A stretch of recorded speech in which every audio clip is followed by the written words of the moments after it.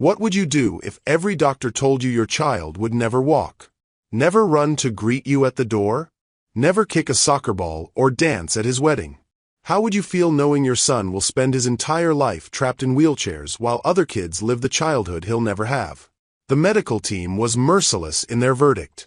Tommy Hartwell's spina bifida meant no feeling, no movement, no hope of ever standing on his own 2 feet.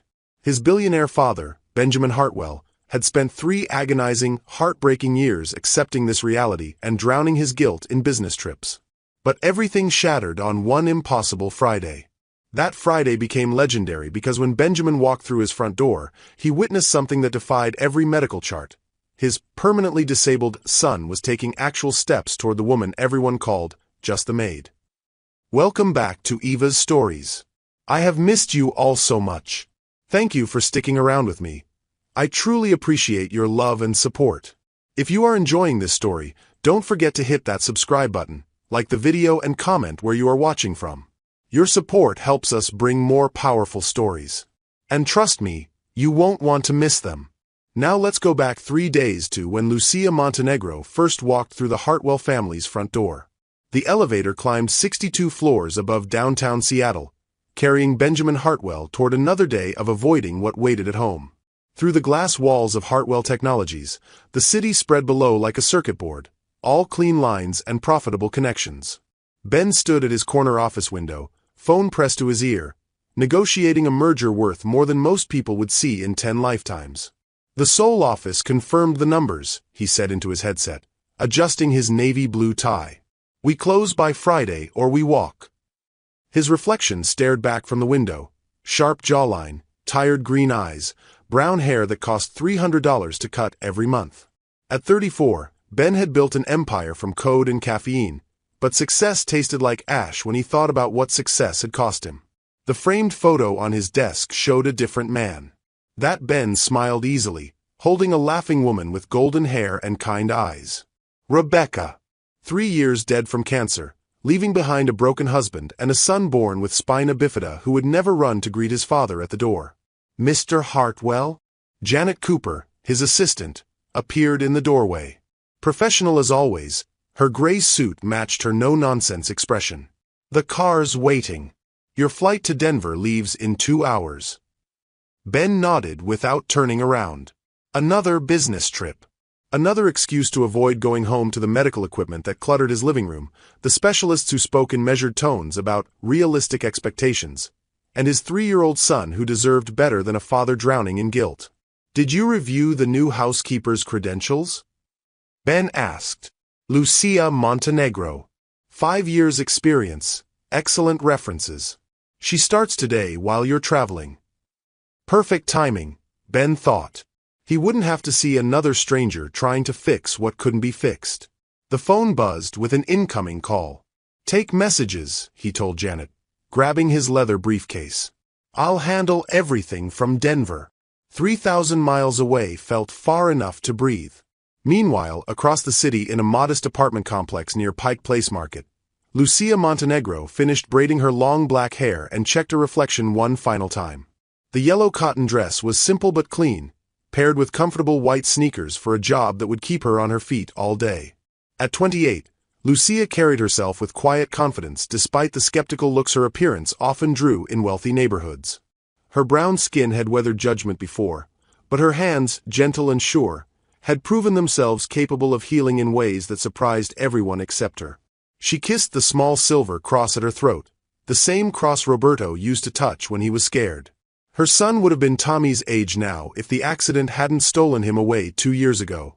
Some mornings, the grief still crushed her lungs like deep water, but caring for other children had become her salvation.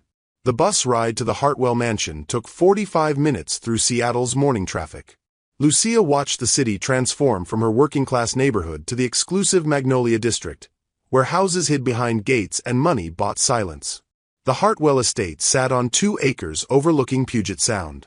Modern architecture mixed with traditional elements, large windows, clean lines, but somehow cold despite its beauty. Lucia rang the doorbell, smoothing her dress one last time. Helen Foster opened the door, a middle-aged nurse with graying hair and kind but tired eyes. You must be Lucia. I'm Helen, Tommy's day nurse. Come in, let me show you around. The house felt more like a medical facility than a home. Wheelchair ramps led to every room. Specialized equipment lined the walls. Everything designed for efficiency, nothing for joy. Where's Tommy? Lucia asked, following Helen through rooms that echoed despite expensive furniture. Physical therapy session with Caroline in the back room. Poor little one works so hard. Helen's voice carried the weight of watching a child struggle daily. Dr. Vaughn has him on a strict schedule. Exercises, medications, treatments. Everything documented. They passed family photos showing happier times, a beautiful blonde woman holding a baby, the same woman with Ben at their wedding, laughing like they believed in forever. The recent photos showed only Ben in business settings. No family pictures on the walls anymore. Mr. Hartwell travels frequently for work, Helen explained, noticing Lucia's gaze. He provides everything Tommy needs medically. The best doctors, the latest equipment. Everything except himself, Lucia thought but didn't say. Through an open doorway, she glimpsed a small boy lying on a therapy table. Even from a distance, she could see his determination, the way he gritted his teeth during exercises, the fierce concentration in his dark eyes. Tommy Hartwell might be trapped in a body that couldn't walk, but his spirit burned bright. He looks strong, Lucia observed. Helen glanced at her with surprise. Most people's first reaction was pity. He is stronger than anyone realizes, I think.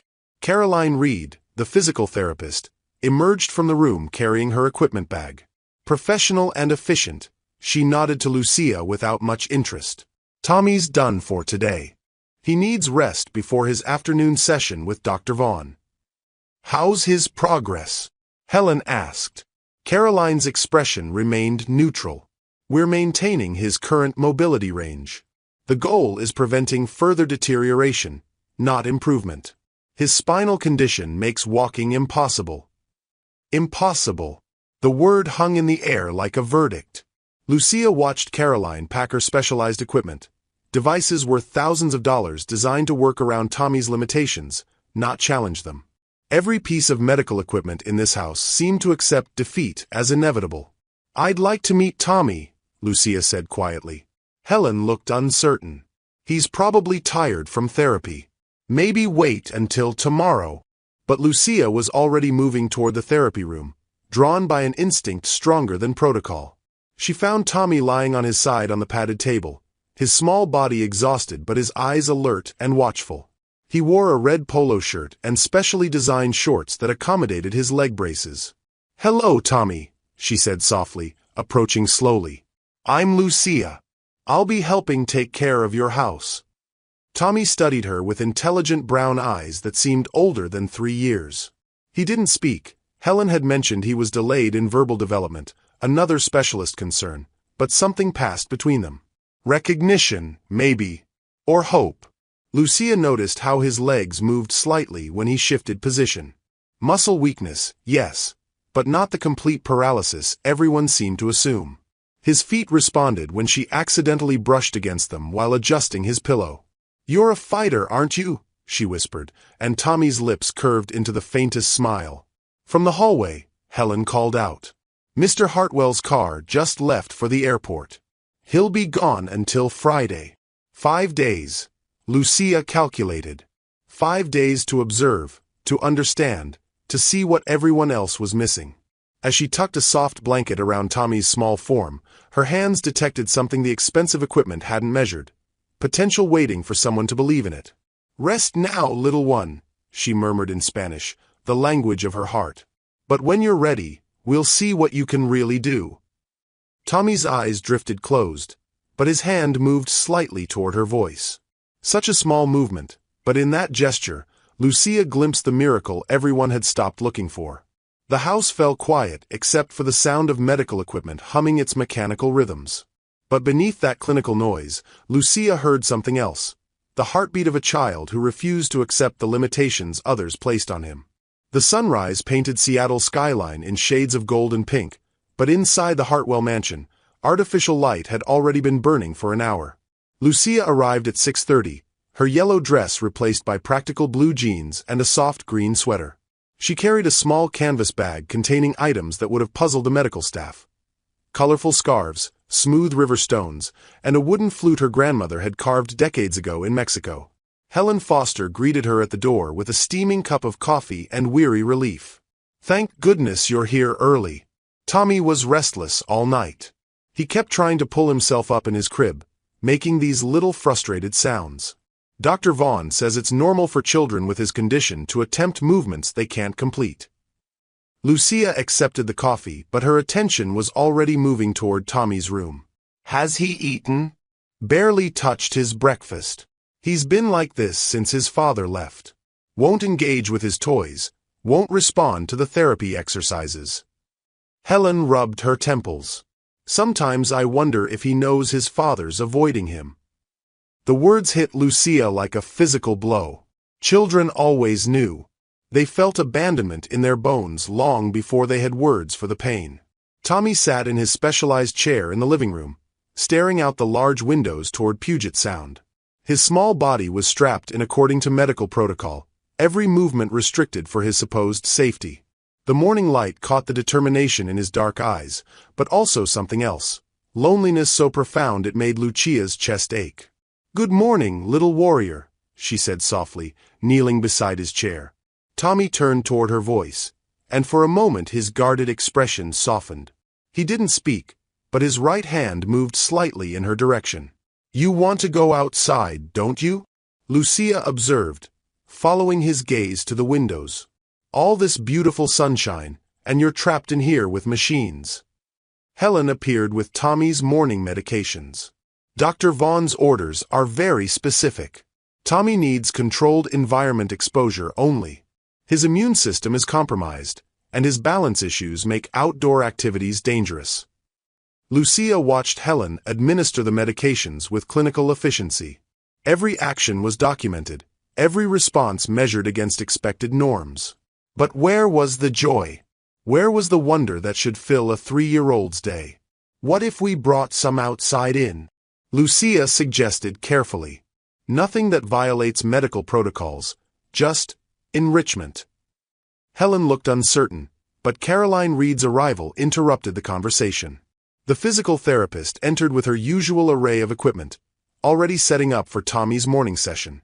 "Let's get started," Caroline announced, beginning to transfer Tommy from his chair to the therapy table. "We need to maintain his current range of motion." Lucia stepped back to observe, but what she saw troubled her deeply. Every exercise focused on accommodation rather than improvement. Caroline moved Tommy's legs through prescribed motions while he lay passive, his eyes distant and resigned. "His left leg shows good muscle tone," Lucia commented quietly. Caroline glanced at her with mild irritation. "Muscle tone doesn't translate to function in spina bifida cases. We're preventing contractures, not building strength for walking." "But what if?" "What if what?" Caroline's voice carried the authority of medical training. "His spinal defect prevents nerve signals from reaching his lower extremities properly. Walking isn't possible." Lucia watched Tommy's face during this exchange. His eyes flashed with something she recognized, the anger of being discussed like a problem to be managed rather than a person with potential. After Caroline finished the session and left, Lucia found herself alone with Tommy for the first time. Helen was updating medical charts in the kitchen, and the house felt different without the clinical presence of the therapist. "She doesn't see you, does she?" Lucia whispered, approaching Tommy where he lay on the therapy table. "None of them see who you really are." Tommy's eyes fixed on hers with startling intensity. In that gaze, Lucia saw intelligence, frustration, and something else. Hope that someone might finally understand. Slowly, carefully, Lucia reached into her canvas bag and pulled out one of the smooth river stones. It was warm from her touch, rounded by years of water flow, perfect for small hands to grasp. "This came from a river in my homeland," she told Tommy, placing the stone gently in his palm. Rivers never stop moving, even when rocks try to block their path. They find a way around, under, through. They never give up. Tommy's fingers closed around the stone with surprising strength. His thumb traced its smooth surface, and something shifted in his expression. Curiosity replaced resignation. "Your papa thinks I'm here to clean his house," Lucia continued, her voice barely above a whisper. "But I think maybe I'm here for something else. Maybe I'm here to help a little river find his way to the sea." She began to hum softly, a melody her grandmother had sung while working in the fields. The sound seemed to unlock something in Tommy. His body relaxed, his breathing deepened, and his legs moved slightly under the blanket. Lucia's trained eyes caught what the medical equipment had missed. Tommy's left leg responded to the movement of his right. When he shifted his weight, both legs engaged at the hip level. The spinal defect might limit nerve transmission, but it hadn't eliminated it entirely. "You feel that, don't you?" she breathed, watching his legs move in subtle synchronization. "They told everyone you couldn't feel your legs, but you do. Maybe not completely, maybe not normally, but you feel them." Tommy made a soft sound, almost like agreement. Lucia glanced toward the kitchen where Helen was still busy with paperwork. Medical protocols demanded documentation, supervision, approval for every deviation from established routines. But sometimes healing required moving beyond protocols. "What if we tried something?" she whispered to Tommy. "Just between us. Nothing dangerous, nothing that could hurt you. Just exploring what your body can really do." She helped Tommy roll from his back to his side, supporting his movement but not controlling it. His core muscles engaged more than anyone had noticed. His balance, while imperfect, was better than the medical assessments suggested. "Good," she encouraged softly. "Now let's see what happens when we help your legs remember they belong to you." Lucia began working with Tommy's legs differently than Caroline had. Instead of passive range of motion exercises, she provided resistance that encouraged his muscles to respond. Tommy's eyes widened as he felt his own strength pushing against her gentle pressure. "You're strong," she told him, amazement coloring her voice. "Stronger than anyone knows." Tommy made another sound, this one clearly purposeful. Not quite a word, but unmistakably communicative.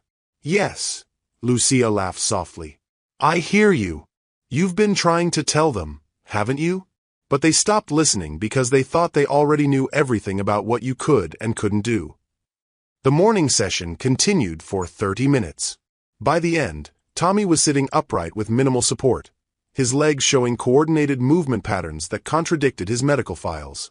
Most remarkably, he was smiling. Not the polite response Helen usually coaxed from him, but genuine joy at discovering his own capabilities. When Helen returned from the kitchen, she found Tommy sitting straighter than usual, his eyes bright with engagement.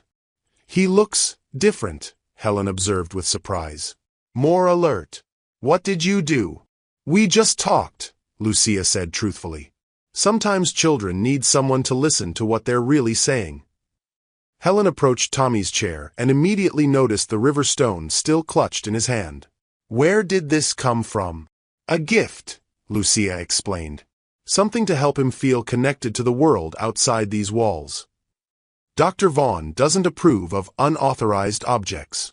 Choking hazards, hygiene concerns.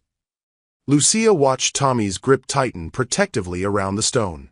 "He won't let go of it. Maybe sometimes we need to trust what children know about what they need." The afternoon brought Dr. Patricia Vaughn for Tommy's weekly evaluation. The doctor was professional and thorough, examining Tommy with the clinical detachment that made him just another case study. Lucia observed from the corner, noting how Tommy's responsiveness diminished under the doctor's impersonal touch. His muscle tone seemed slightly improved, Dr. Vaughn noted, making entries on her tablet. But we mustn't mistake temporary fluctuations for meaningful progress. Children with his condition often show good days and bad days. What if the good days could become more frequent? Lucia asked quietly. Dr. Vaughn looked at her with the patience reserved for well-meaning but uninformed caregivers.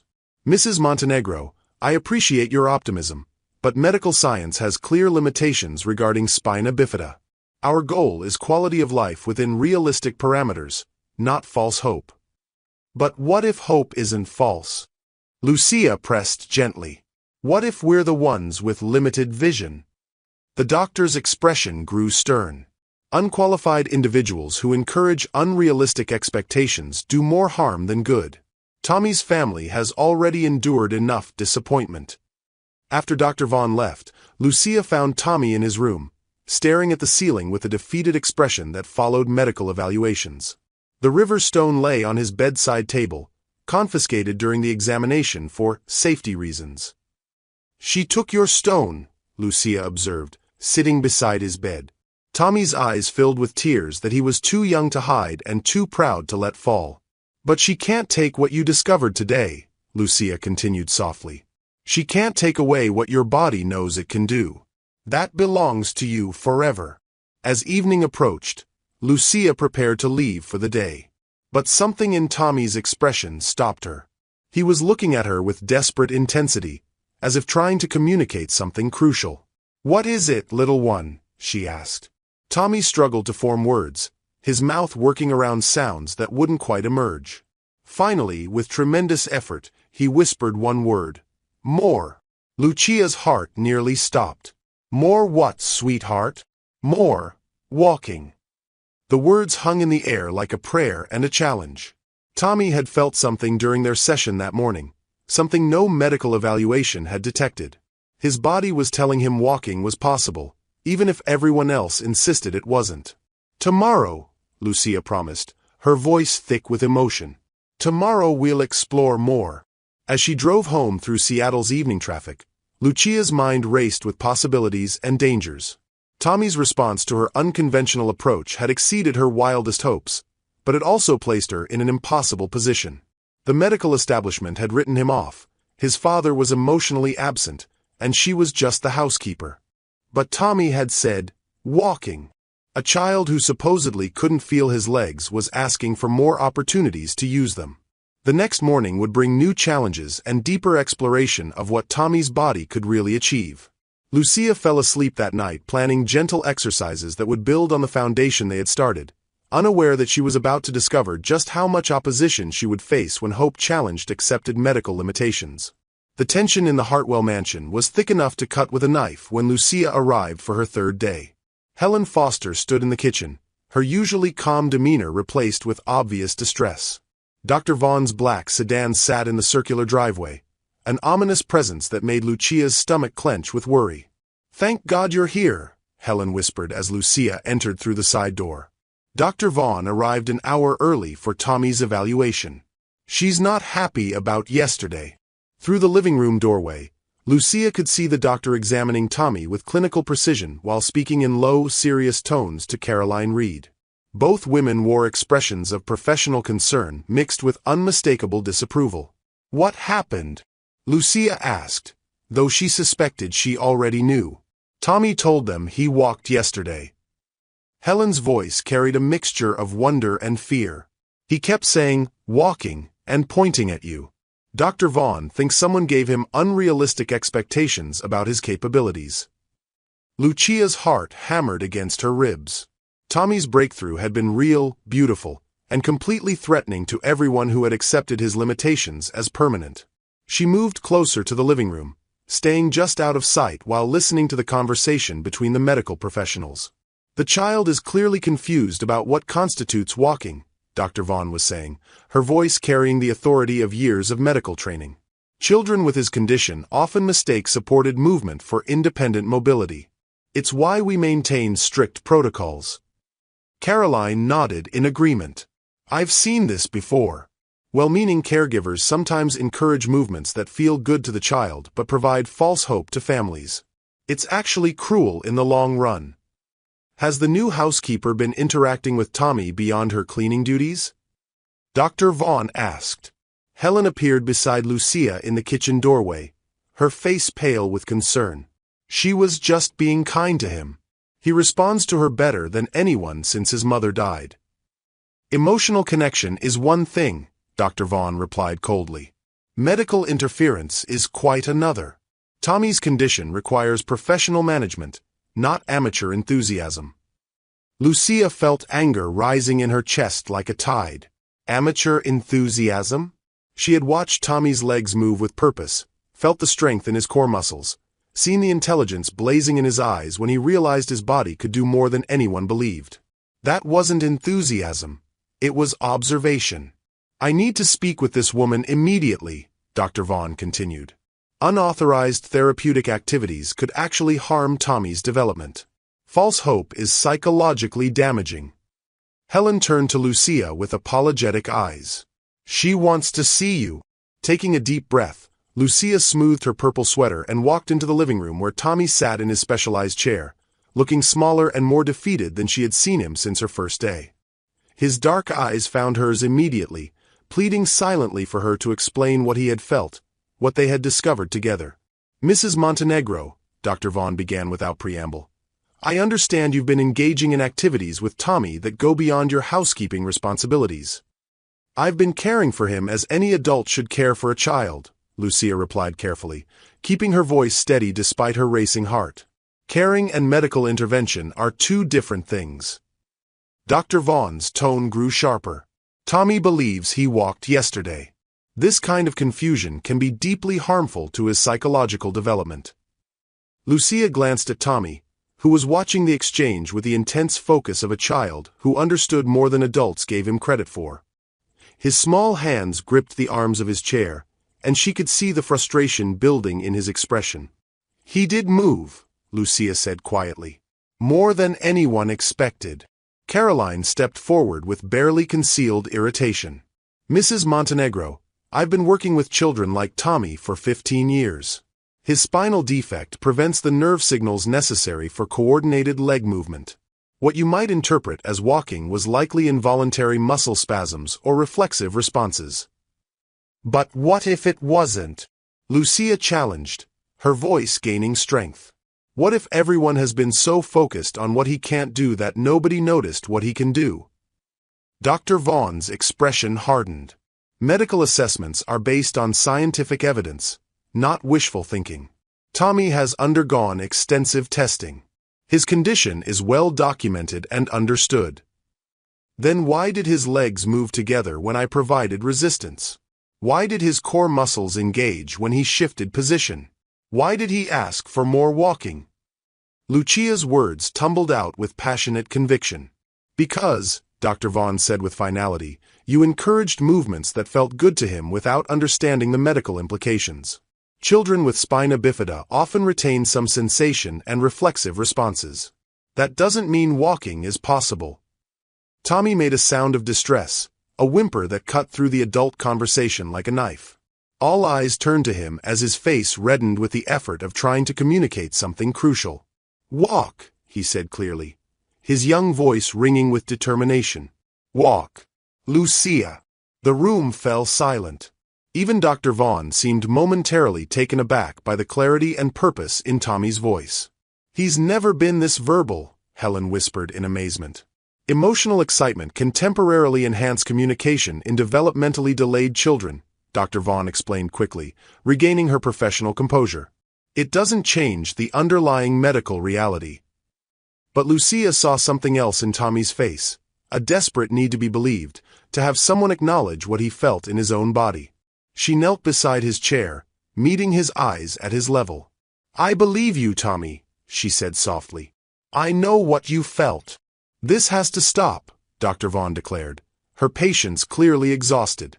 "Mrs. Montenegro, you are not qualified to make medical assessments or encourage therapeutic activities. Your role here is housekeeping, nothing more." "My role," Lucia said, rising to face the doctor, "is to care for this child while his father is away. And caring means seeing him as a whole person, not just a collection of medical limitations." Caroline moved protectively closer to Tommy's chair. "You're putting him at risk. Inappropriate movements could damage his spine further. Do you want to be responsible for making his condition worse?"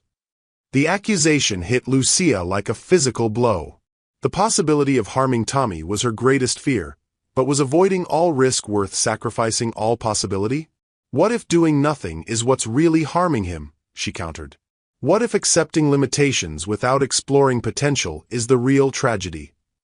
Dr. Vaughn pulled out her phone. "I'm calling Mr. Hartwell. This situation requires immediate intervention." Lucia's blood turned cold. Ben was in Denver, focused on his business deals, trying to escape the reality of his son's condition. A call from Tommy's doctor about the housekeeper overstepping boundaries would result in her immediate termination. "Dr. Vaughn, please," Helen interjected. "Mr. Hartwell is in crucial negotiations. Maybe we could handle this internally." "This is beyond internal handling," the doctor replied, already dialing. "Unqualified personnel cannot be permitted to interfere with established medical protocols." Tommy began making distressed sounds, sensing the tension surrounding him. His hands reached toward Lucia, but Caroline gently redirected his arms back to his chair. "It's all right, Tommy," Caroline said in her professional soothing voice. "Everything will go back to normal soon." But normal meant resignation. Normal meant accepting defeat without a fight. Normal meant a brilliant little boy spending his life in chairs and braces because everyone had stopped believing in miracles. Lucia watched Dr. Vaughn speak to Ben's voicemail, leaving a message about concerning developments that required his immediate attention. Each word felt like a nail in the coffin of Tommy's newfound hope. "Mr. Hartwell will return my call within the hour," Dr. Vaughn announced, ending the message. "Until then, Mrs. Montenegro, you are not to engage in any activities with Tommy beyond basic care." Is that understood? "Understood," Lucia replied, though understanding and agreeing were two different things entirely. Helen began preparing Tommy's lunch while Caroline packed up her equipment, both women moving with the careful neutrality of professionals trying to avoid further conflict. The room felt heavy with unspoken tensions and crushed possibilities. Tommy sat quietly in his chair, but his eyes never left Lucia's face. In his gaze, she saw confusion, betrayal, and the dawning realization that the adult world was full of people who said they knew what was best for him without ever asking what he wanted for himself. "I have to go update his files," Dr. Vaughn announced. "Caroline, please ensure Mrs. Montenegro understands the severity of this situation." After the doctor left, Caroline approached Lucia with a mixture of sympathy and exasperation. "Look, I know you care about Tommy. That's obvious.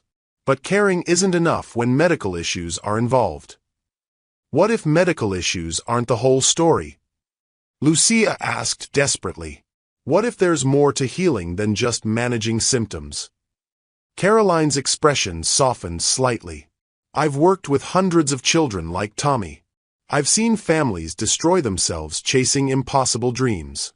The kindest thing we can do is help them accept reality and focus on achievable goals." "But what if reality is bigger than we think it is?" "Then we'd see evidence in clinical trials, peer-reviewed studies, documented cases," Caroline replied. "We don't make medical decisions based on feelings, Mrs. Montenegro. We base them on facts." Lucia looked at Tommy, who was listening to every word with the solemn attention of a child learning that the adult world was far more complicated and disappointing than he had imagined. "Sometimes," she said quietly, "the most important facts are the ones that don't fit in medical charts." Caroline shook her head and began wheeling her equipment toward the door. "I hope for everyone's sake that Mr. Hartwell resolves this situation quickly. False hope helps no one." After Caroline left, the house felt different. The air itself seemed heavier, charged with conflict and unresolved tension. Helen busied herself with household tasks, avoiding eye contact with Lucia, while Tommy sat in his chair with the defeated posture of a child who had dared to dream and been told his dreams were dangerous. Lucia's phone buzzed with a text message. Her heart sank when she saw Ben's name on the screen. Received message from Dr. Vaughn. "We need to talk immediately. Call me." She stared at the message, knowing that this conversation would likely end her employment and Tommy's chance to explore his true potential. Ben would side with medical authority over the observations of a housekeeper. He would choose the safety of accepted limitations over the risk of reaching for something more. But as she looked at Tommy, slumped in his chair like a flower wilting in shadow, Lucia realized that some battles were worth fighting even when you knew you would lose. Tomorrow would bring consequences and difficult choices, but tonight she would find a way to remind Tommy that what he had felt was real, regardless of what anyone else believed. The sound of her phone ringing filled the quiet house, Ben's name flashing on the screen. Lucia took a deep breath and prepared to defend the indefensible, the belief that miracles could happen when love refused to accept limitations. The phone call with Ben had been as devastating as Lucia expected. His voice carried the cold authority of a man accustomed to making difficult decisions based on expert advice rather than emotional appeals. "Dr. Vaughn has been Tommy's physician since birth," he had said, his words cutting through her explanations like surgical instruments. "If she says you overstepped boundaries, then you overstepped boundaries. I hired you to maintain my house, not to play therapist with my son. Mr. Hartwell, if you could just see what I saw." What you saw was a disabled child having muscle spasms that you misinterpreted as progress. Dr. Vaughn explained the medical reality. Tommy's condition doesn't improve, it's managed. The conversation had ended with Ben's instruction to stick to housekeeping duties until his return on Friday, when they would discuss your future employment. Lucia knew that discussion would be brief and final. Now, as Thursday evening settled over Seattle, an unexpected crisis changed everything. Helen Foster received the emergency call at 7:15, just as she was preparing to leave for the day. Her face went pale as she listened to the voice on the other end. "My mother's had a stroke," she announced, her hands shaking as she gathered her purse and coat. "I have to drive to Portland immediately. She's in surgery now." Lucia looked up from where she was organizing Tommy's evening medications. "How long will you be gone?" "I don't know. Could be days. Could be." Helen's voice trailed off, unable to voice the possibility that her mother might not survive. "What about Tommy's overnight care?" Lucia asked, though she already knew the answer would complicate everything. Dr. Vaughn arranged for a night nurse to start Monday when Mr. Hartwell returns, but there's no coverage until then. Helen's professional composure cracked. "I can't leave Tommy alone overnight, but I can't leave my mother either." Caroline Reed had already left for the day, unreachable at her daughter's soccer tournament in Spokane. Dr. Vaughn was attending a medical conference in Vancouver and wouldn't return until Saturday. The careful network of professional care that surrounded Tommy had suddenly collapsed, leaving only Lucia. "I'll stay," Lucia said without hesitation. Helen paused in her frantic preparations. "You can't," Mr. Hartwell specifically said. Mr. Hartwell said I shouldn't do therapy with Tommy. He didn't say I couldn't provide basic overnight care in an emergency. Lucia's voice carried quiet determination. "What's the alternative? Leave a 3-year-old alone. But if something happens..." "Nothing will happen that I can't handle. I've cared for children before." Lucia didn't mention that one of those children had been her own son, Roberto, whose memory still guided her hands when she touched fevered foreheads or soothed nighttime fears. Helen hesitated, torn between medical protocols and maternal emergency. Dr. Vaughn left explicit instructions about Tommy's care. "Which I'll follow exactly." Lucia pulled out her phone. "Give me her number. I'll call every few hours with updates if necessary." "She won't approve of this arrangement." "She doesn't have to approve. She just has to accept that sometimes life doesn't follow medical schedules." 20 minutes later, Helen's car disappeared into the rainy Seattle evening, leaving Lucia alone with Tommy for the first time since their morning discovery had been declared dangerous and inappropriate. Tommy sat in his evening chair, having eaten only half his dinner despite Lucia's gentle encouragement. The day's conflicts had exhausted him, and his small body carried the weight of being discussed, evaluated, and dismissed by adults who spoke about him as if he weren't present. "Just you and me tonight, little one," Lucia said softly, kneeling beside his chair. "How does that sound?" Tommy's dark eyes met hers with cautious hope. The events of the day had taught him that grown-ups could change their minds about what was allowed and what was forbidden, but something in Lucia's voice promised steadiness. "Lucia, stay," he asked, his vocabulary limited but his meaning crystal clear. "I stay," she confirmed, her heart breaking at how such a simple promise could mean so much to a child who had been abandoned by too many people who were supposed to care for him. The evening routine proceeded according to Helen's detailed instructions. Medications administered on schedule, medical equipment checked and positioned correctly, emergency contact numbers posted prominently by every phone. Lucia followed every protocol with meticulous care, knowing that any deviation would be used as evidence against her judgment. But as the hours passed and Tommy's bedtime approached, She noticed changes that wouldn't appear in any medical chart. His breathing was deeper and more relaxed than she had seen before. His hands moved more freely, no longer constrained by the careful positioning that medical staff insisted upon. Most remarkably, his legs showed subtle signs of increased circulation, warmer to the touch, better color, slight movements that seemed purposeful rather than reflexive. "Your body knows you're safe," she observed, helping him into his specially designed pajamas. "When we're not afraid, our muscles can remember things they forgot." Tommy nodded solemnly, as if this made perfect sense to his 3-year-old understanding of the world. The bedtime routine included reading from a carefully selected collection of books that Dr. Vaughn had approved for appropriate developmental stimulation. But when Lucia reached for The Very Hungry Caterpillar, Tommy shook his head and pointed toward a different bookshelf. There, hidden behind medical journals and therapy manuals, sat a collection of picture books that clearly belonged to happier times. Books with worn covers and dog-eared pages, books that had been read with love before grief and guilt made such simple pleasures feel impossible. Tommy pointed specifically at a book about a little engine climbing a mountain, and Lucia understood immediately. Stories about overcoming impossible odds, about believing in yourself when everyone else said you couldn't succeed. "I think I can, she read in her gentle voice, and Tommy mouthed the words along with her, remembering perhaps when his mother had read these same words in this same room. As the story progressed, something remarkable happened. Tommy began moving his legs in rhythm with the little engine's journey up the mountain. Not the involuntary spasms that medical professionals dismissed, but purposeful movements that matched the story's emotional beats. "You feel the engine climbing, don't you?" Lucia whispered. "Your legs want to climb too." Instead of discouraging this response, she supported it. When the little engine struggled, she provided gentle resistance against Tommy's leg movements, allowing him to feel his own strength pushing against real obstacles. When the engine celebrated reaching the summit, she helped him lift his legs in triumph. I think I can, Tommy whispered along with the story, but his eyes weren't on the book. They were focused on his own legs, moving with more coordination and purpose than anyone had seen since his birth. "You know you can," Lucia whispered back.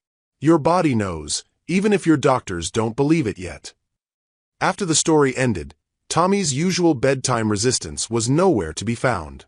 He settled into his specially designed bed with contentment rather than resignation, his small hand reaching for Lucia's fingers. "Don't go," he said simply. "I'll be right in the living room," she promised. "If you need anything, you call my name." "Promise. Promise." But 20 minutes later, Tommy called out not in distress but in excitement. "Lucia! Look!" She rushed to his room, expecting to find him tangled in his blankets or having a bad dream. Instead, she found him sitting upright in bed without assistance, his legs positioned underneath him in a way that should have been impossible given his medical assessments. "Tommy," she breathed, hardly daring to believe what she was seeing. "How did you?" "Legs work," he said with matter-of-fact 3-year-old logic. "When quiet. When not scared." Lucia approached slowly, not wanting to break the spell of whatever was happening. Tommy's core muscles were engaged, his spine straight, his legs bearing partial weight even in the sitting position. Everything Dr. Vaughn said was medically impossible was happening right in front of her eyes. "Can you feel your legs?" she asked softly. Tommy nodded. "Feel good. Feel strong. What else can you feel?" In response, Tommy slowly lifted one leg and then the other, movements that were deliberate and controlled. His face showed concentration but not strain, effort but not distress. "Want to try standing?" he asked, the question so unexpected that Lucia almost gasped. Every medical protocol screamed against it. Dr. Vaughn's warnings about spinal damage echoed in her mind. But Tommy's eyes blazed with determination and hope, and his body was demonstrating capabilities that contradicted every expert assessment. "Very carefully," she whispered, moving to support him. "Very, very carefully." What happened next would be burned into Lucia's memory forever. With her hands providing minimal support, Tommy shifted his weight and slowly, deliberately, stood up beside his bed. Not the supported standing that physical therapy attempted, but actual weight-bearing, muscle-controlled standing. He wobbled slightly, his legs shaking with the effort of supporting his body weight, but he remained upright for nearly 10 seconds before carefully lowering himself back to sitting position. "I stood," he announced with quiet triumph. "I stood up." Lucia felt tears streaming down her face as she looked at this remarkable little boy who had just defied every medical prediction about his future. "Yes, you did. You absolutely did. Tomorrow, walk?" The question hung in the air between them, loaded with possibility and danger in equal measure. Walking was exponentially more complex than standing, requiring balance, coordination, and strength that Tommy was only beginning to discover he possessed. "Tomorrow we'll see what else your body can teach us," she promised carefully. "But tonight, you've already done something amazing." As Tommy settled back into his pillows, exhausted but exhilarated by his achievement, Lucia realized that their forced proximity had revealed something extraordinary. Away from medical supervision, clinical expectations, and the weight of professional skepticism, Tommy's body was remembering abilities that everyone had written off as impossible. The night stretched ahead of them, full of questions that would have to be answered come morning. Dr. Vaughn would return to her protocols, Caroline would dismiss tonight's events as anomalies, and Ben would side with medical authority over miraculous possibility. But Tommy had stood up. Whatever happened next, whatever consequences awaited her employment and his treatment, Tommy had proven that his body contained potentials that no medical chart had measured. Lucia settled into the comfortable chair beside his bed, watching his peaceful sleep and planning how to protect this fragile new hope from the skepticism that would greet the morning. Outside, Seattle slept under a canopy of stars, unaware that in one quiet room, a little boy was rewriting the story of what was possible when love refused to accept limitations. Sometimes our greatest breakthroughs happen when we're left alone with our true potential. The soft sound of Tommy calling her name pulled Lucia from restless sleep in the living room chair. Dawn was breaking over Puget Sound, painting the mansion's large windows with gold and pink light. She had dozed fitfully, waking every hour to check on Tommy, her mind spinning with the implications of what she had witnessed the night before. "Lucia," Tommy called again, his voice carrying excitement rather than distress. She hurried to his room and found him sitting up in bed, fully alert and eager. But what stopped her breath wasn't his wakefulness. It was the careful way he had positioned his legs, crossed beneath him in a posture that required core strength and hip flexibility that his medical files insisted he didn't possess. "Good morning, little warrior," she said softly, approaching his bed with wonder. "How do you feel?" "Strong," Tommy replied without hesitation. "Legs feel awake." Lucia knelt beside his bed, studying his face for any signs of discomfort or strain. Instead, she saw clarity and determination that seemed to grow stronger each time he defied medical expectations. "Can you show me how awake they feel?" she asked gently. Tommy's response was to slowly uncross his legs and swing them over the side of the bed. The movement was deliberate and controlled, requiring coordination between his core muscles, hips, and legs that should have been neurologically impossible. "Tommy, that's incredible," Lucia breathed, watching his feet actually make contact with the floor. "How long have you been able to move like this?" "Always," he said with 3-year-old simplicity. "But nobody asked." The words hit Lucia like a physical blow. Always. This brilliant child had been demonstrating capabilities that everyone had overlooked, dismissed, or explained away because they contradicted established medical understanding. "Why didn't you show the doctors?" she asked gently. Tommy's expression grew serious, and for a moment he looked far older than his 3 years. "They said can't. So I stopped trying." The tragedy of learned helplessness crystallized in that simple statement. Tommy had internalized the limitations everyone placed on him, hiding his true abilities to avoid disappointing adults who had already decided what was possible for his future. As Lucia helped Tommy with his morning routine, she noticed other changes that would never appear in medical charts. His appetite was better, his sleep had been deeper, and his overall muscle tone seemed improved after just one night away from clinical supervision. But the morning's peace was shattered by the sound of Helen Foster's car pulling into the driveway at 8:30. Through the window, Lucia could see the exhaustion etched on Helen's face as she gathered her things and walked slowly toward the house. "Helen's back," Lucia told Tommy, who immediately tensed with the knowledge that their protected time together was ending. Helen entered through the kitchen door, her eyes red with tears and fatigue. "My mother made it through surgery," she announced without preamble. She's stable but critical.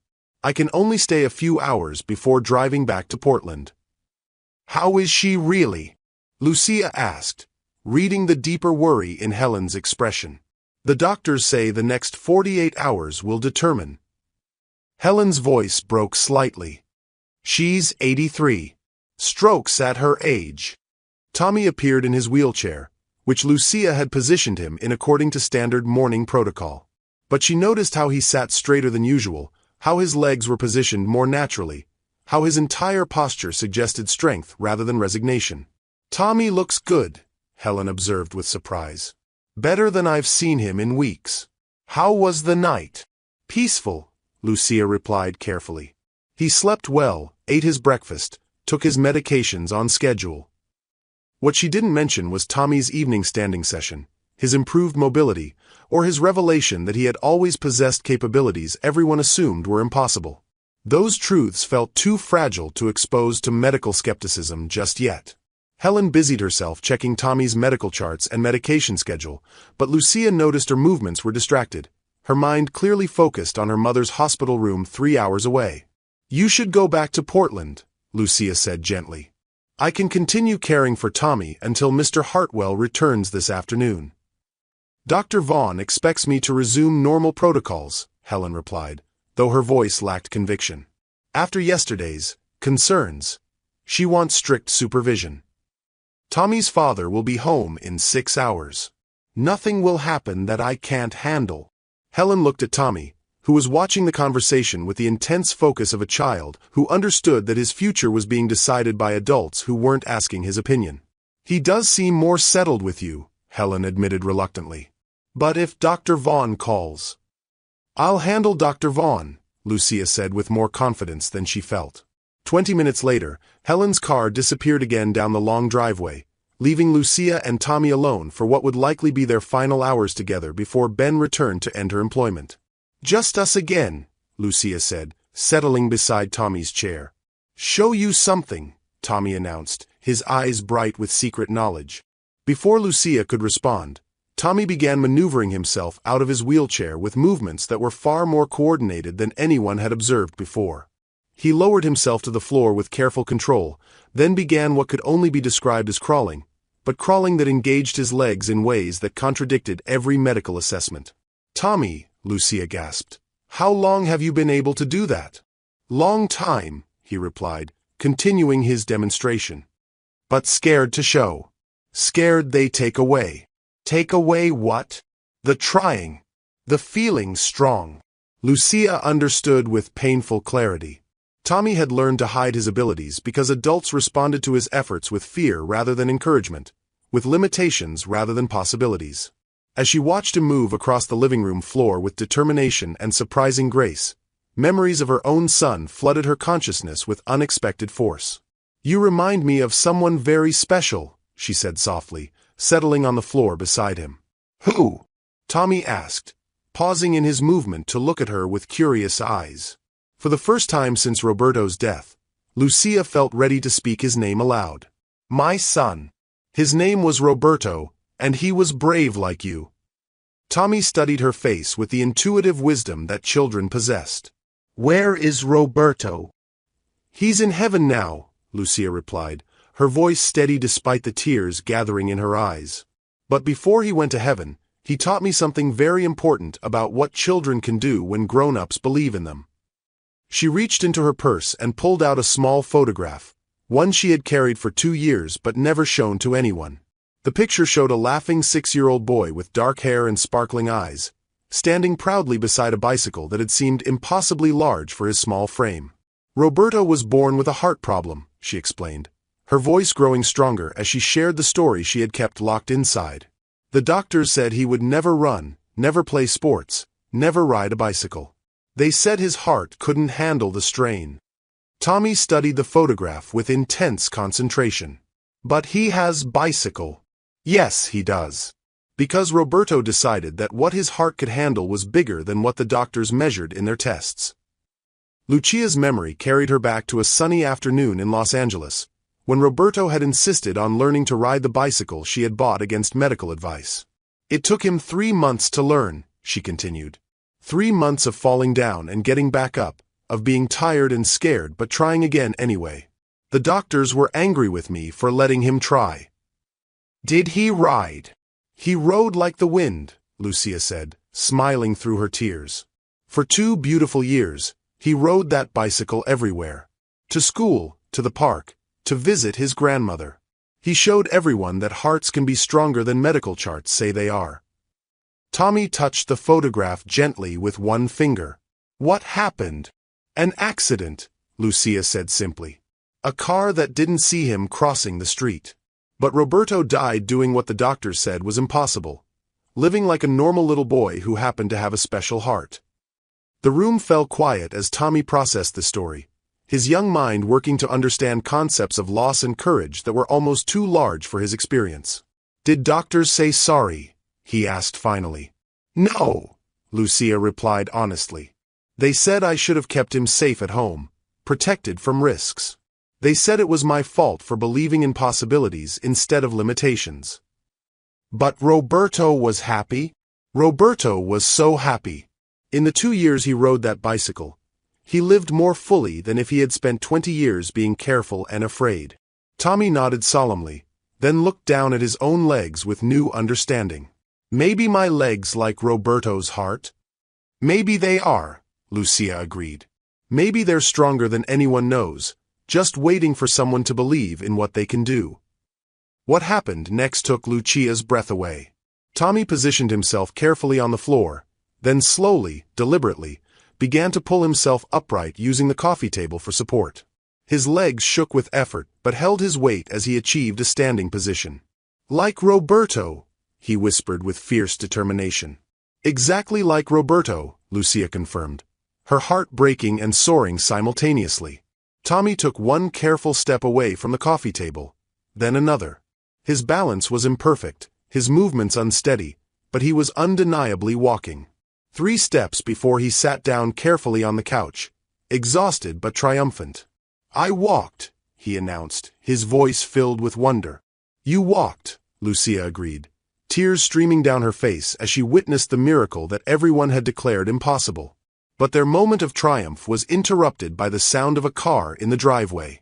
Through the window, Lucia could see Ben's black BMW pulling up to the house, 2 hours earlier than expected. Papa's home, Tommy said, his expression immediately clouding with worry. Lucia's heart clenched as she realized their time of discovery and possibility was ending.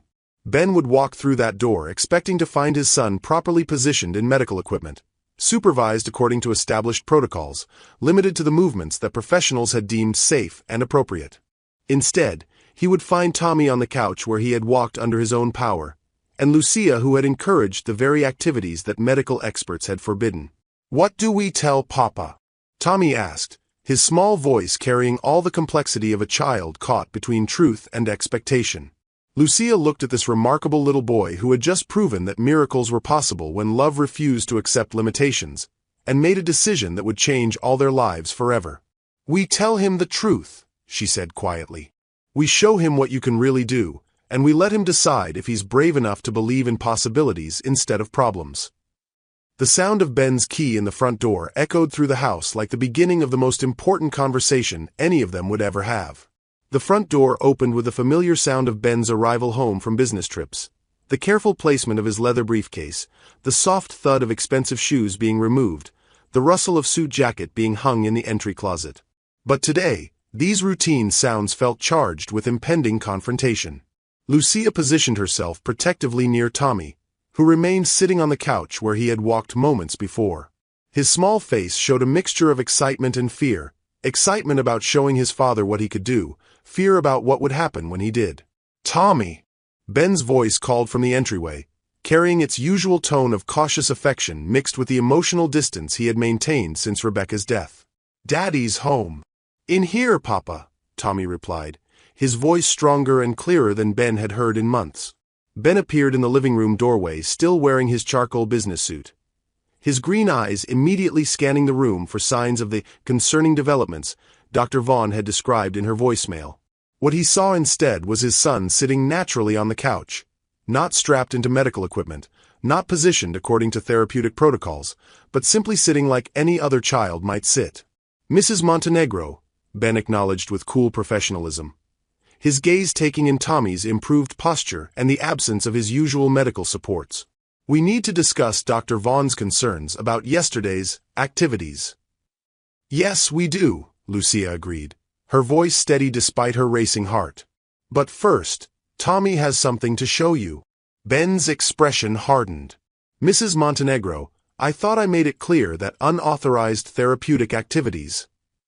Papa, Tommy interrupted, his young voice cutting through the adult tension with surprising authority. Look at me. Really look.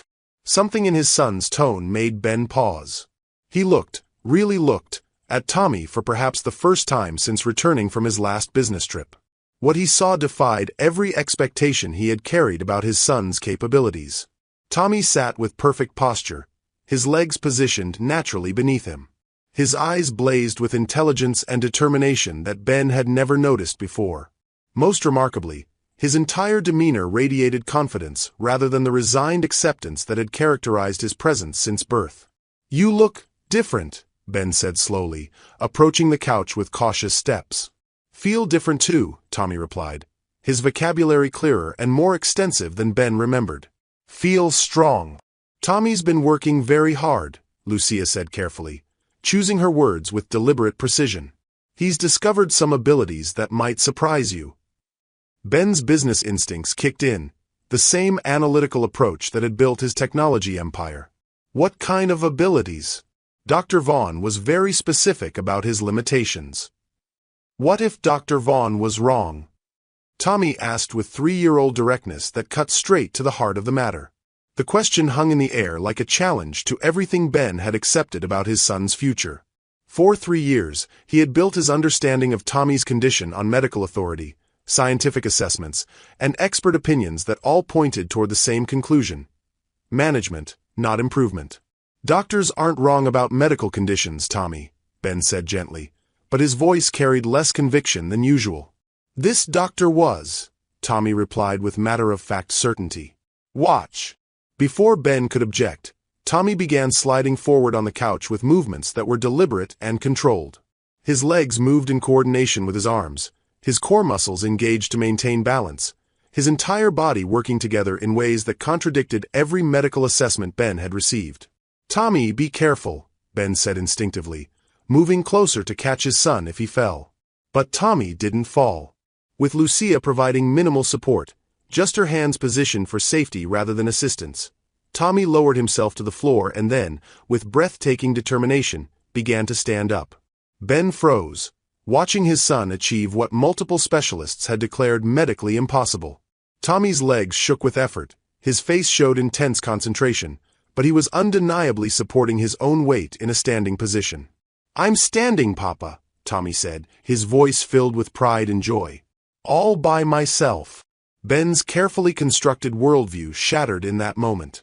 Everything he thought he knew about his son's limitations, about medical certainty, about the fixed nature of spina bifida, crumbled as he watched Tommy stand on legs that supposedly couldn't bear weight. How? Ben whispered, unable to finish the question. He's always had more ability than anyone realized, Lucia explained softly. He just needed someone to believe it was possible. Tommy took one careful step toward his father, then another. His balance was imperfect, his gait unsteady, but he was walking. Actually walking across the living room toward Ben with determination blazing in his dark eyes. 3 steps, Tommy announced as he carefully sat down on the carpet, exhausted but triumphant. Tomorrow, maybe 4. Ben dropped to his knees beside his son, his hands shaking as he reached out to touch Tommy's legs. You can feel this? He asked, gently pressing Tommy's calf muscle. Feel everything, Tommy confirmed. Leg's been talking to me long time. Nobody listened except Lucia. Ben looked up at Lucia with an expression that mixed wonder, gratitude, and something that might have been the beginning of hope. How is this possible? The doctors, the tests, the medical imaging. Sometimes medical tests measure what's wrong instead of what's right, Lucia replied carefully. Tommy's spinal defect is real, but it doesn't affect his legs the way everyone assumed. The nerve pathways are different, not absent. But Dr. Vaughn said. Dr. Vaughn looked at scans and saw limitations, Lucia interrupted gently. I looked at Tommy and saw possibilities. Ben studied his son with new eyes, seeing for the first time the strength and determination that had been hidden beneath medical equipment and therapeutic protocols. How long have you been able to do this? Always, Tommy replied with simple honesty. But scared to show. Scared you be sad if I try and fall down. The words pierced Ben's heart like arrows. His son had been hiding his abilities out of fear of disappointing a father who was already drowning in disappointment about his condition. Tommy, Ben said, his voice thick with emotion, I could never be sad about you trying. I'm only sad that you felt you had to hide this from me. You were scared too, Tommy observed with the startling insight that children sometimes possessed. Scared of doctors saying no. Ben realized with painful clarity that his son was right. He had been so afraid of false hope, so terrified of disappointment, that he had stopped looking for possibilities. He had accepted medical limitations as immutable facts rather than starting points for exploration. I was scared, Ben admitted, perhaps the first completely honest thing he had said to his son since Rebecca's death. I was scared of hoping for something that might not happen. But it did happen, Tommy pointed out with irrefutable 3-year-old logic. I'm walking. You are walking, Ben agreed, wonder creeping into his voice. You're absolutely walking. Lucia watched the transformation happening between father and son with tears streaming down her face. This was what she had hoped for, not just Tommy's physical breakthrough, but the emotional breakthrough that would reconnect him with his father. Can you show me more? Ben asked, his business executive persona replaced by something vulnerable and genuinely curious. Tommy's response was immediate. With Lucia's supportive presence nearby, he demonstrated the range of movements he had been practicing in secret. Rolling from sitting to lying down. Pulling himself upright using furniture. Taking several steps between stable supports. Each movement revealed capabilities that contradicted medical assessments, but more importantly, each movement revealed a little boy who had been trapped not just by physical limitations, but by the expectations of adults who had stopped believing in growth. This is incredible, Ben breathed, watching Tommy navigate the living room with increasing confidence. Why didn't anyone see this before? Because nobody was looking for it, Lucia replied. Everyone was focused on managing his condition, not exploring his potential. Ben's phone buzzed with an incoming call. Dr. Vaughn's name appeared on the screen, and he realized that the conversation he had been dreading was about to become much more complicated. That's Dr. Vaughn, he said, showing Lucia the caller ID. Answer it, Lucia encouraged. Tell her what you've seen. Ben accepted the call with trembling fingers. Dr. Vaughn. Mr. Hartwell, I trust you've addressed the situation with Mrs. Montenegro? The doctor's voice carried professional authority tinged with impatience. We cannot have unqualified personnel encouraging unrealistic expectations about Tommy's capabilities. Ben looked at his son, who was sitting cross-legged on the floor, a position that should have been impossible given his supposed hip flexibility limitations. Dr. Vaughn, Ben said slowly, I need to ask you something. Is it possible that our understanding of Tommy's condition has been incomplete? I'm not sure what you mean. Tommy's condition is well documented and thoroughly understood. What if it's not? Ben pressed, his voice gaining strength. What if there are capabilities we haven't discovered because we weren't looking for them? There was a long pause on the other end of the line. Mr. Hartwell, I understand that hope is natural, but false hope is cruel. Mrs. Montenegro has clearly filled your head with impossible dreams. She's filled my eyes with impossible realities, Ben replied, watching Tommy demonstrate another movement that defied medical prediction. Dr. Vaughn, Tommy is walking. That's medically impossible. Then you need to expand your definition of medical possibility. The conversation continued for several more minutes, with Dr. Vaughn insisting on immediate evaluation and Ben insisting on protecting Tommy's newfound confidence. When the call ended, Ben realized he had just chosen his son's potential over medical authority, a choice he would have been incapable of making a week ago. What happens now? Lucia asked quietly. Ben looked at Tommy, who was watching his father with hope and trust that hadn't been present since Rebecca's death. Then he looked at Lucia, who had given his son the gift of believing in himself. Now we figure out how to nurture this miracle without letting anyone convince Tommy it's impossible, Ben said with quiet determination. And we make sure you're part of that process. Mr. Hartwell. Ben, he corrected. And I think it's time we stopped pretending you're just the housekeeper. You're Tommy's miracle worker, and miracles deserve respect. As the afternoon sun streamed through the living room windows, illuminating a father, son, and the woman who had brought them back together, the Hartwell house felt like a home for the first time since Rebecca's death. Sometimes the greatest healing happens when we stop trying to fix what's broken and start celebrating what's possible. The peaceful afternoon of discovery and bonding was shattered at 6:15 when Dr. Vaughn's black sedan pulled into the Hartwell driveway, followed immediately by Caroline Reed's silver SUV. Through the living room windows, Ben watched the two women emerge from their vehicles with the grim determination of medical professionals preparing for an intervention. "They're here," he announced quietly, his newfound confidence wavering as reality crashed back into their bubble of possibility. Tommy looked up from where he had been practicing standing transitions on the carpet, his small face immediately clouding with worry.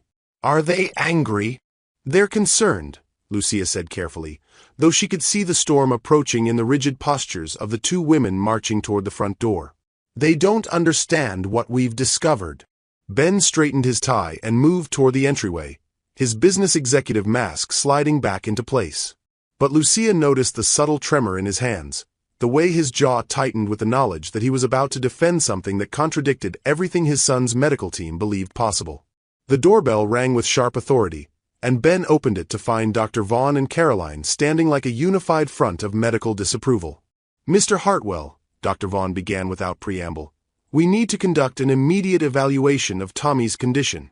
Your phone call this afternoon raised serious concerns about unauthorized activities and unrealistic assessments of his capabilities."